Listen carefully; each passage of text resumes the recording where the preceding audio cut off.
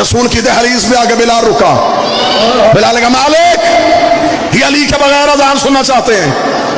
رسول نے منہ آسمان کی طرف پروردگار تیرا کیا فیصلہ ہے؟ آواز خدا یہ کہتے ہیں علی نکال. انہیں کیا علی نکالیں؟ یہ علی کے بغیر سورج نکال کے دکھائے. سورج تو طلوع ہی علی کی وجہ سے ہوتا ہے. بلال کے لہجے میں لکنت بلال کا جرم نہیں. بلال کی اذان میں علی ولی اللہ تھا. بلال ولایت علی چھوڑنے کے لیے تیار نہیں تھا. بلال نے سینے پہ پتھر رکھوائے علی کی وجہ سے.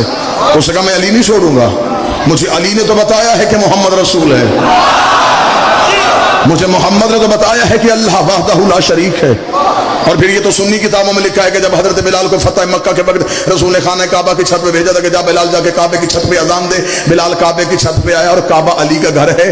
علی کے گھر کی چھت پہ آ ہی علی کا مؤذن سکتا تھا. بلال کعبے کی چھت پہ آیا. بلال نے کعبے کی چھت پہ آ کے دائیں بائیں اوپر نیچے ڈھونڈنا شروع کیا. رسول کی آواز ہے بلال کسے ڈھونڈ رہا ہے؟ بلال دیکھ رہا یا رسول اللہ زمین پہ اذان دیتا تھا, چہرہ کعبے کی طرف کرتا تھا. بھیج تو نے کعبے کی چھت پہ دیا ہے. اب مجھے بتا مجھے چہرہ کدھر کرنا ہے, مجھے رخ کدھر کرنا ہے. میں دو علموں کے درمیان کھڑا ہو, میں گردن کٹوا کے مندرہ والا چوک میں پھینک کے چلا جاؤں اگر جملے کتابوں میں نہ لکھے ہو. رسول کی آواز ہے بلال پریشان کیوں ہوتا ہے؟ مجمع میں ڈھونڈ علی کہاں ہے, مجمع میں تلاش کر علی کہاں ہے. جدھر علی ہے ادھر اپنا چہرہ کر لے. صحابہ نے آ کے کہا یا رسول اللہ چہرہ علی کی طرف کیوں کروایا؟